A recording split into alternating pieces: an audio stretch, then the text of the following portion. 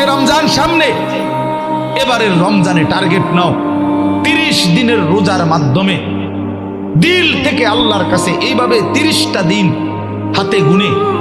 তুমি আল্লাহর সাথে ওয়াদাবদ্ধ হও যে আল্লাহ 30 দিন আমি রোজা রাখবো। এবং যৌন চাহিদা, লজ্জাস্থানের চাহিদা, অশ্লীলতা, বেহায়াপনা, নর্তকী, নাচ গান, উলঙ্গ ছবি দেখা, নারীকে নিয়ে চিন্তা ভাবনা, মেয়েকে নিয়ে অশ্লীল চিন্তা ভাবনা, অবৈধ কোনো প্রেম সম্পর্ক, হারাম কোনো রিলেশন,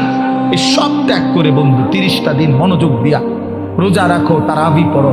ইফতার করো, সাহারি করো, তাসবিহ পড়ো, তেলাওয়াত করো, কোনো আলেমে দ্বীনের সাথে উঠা বসা করো, ইমাম সাহেবের সাথে সম্পর্ক করো। ইনশাআল্লাহ দেখবা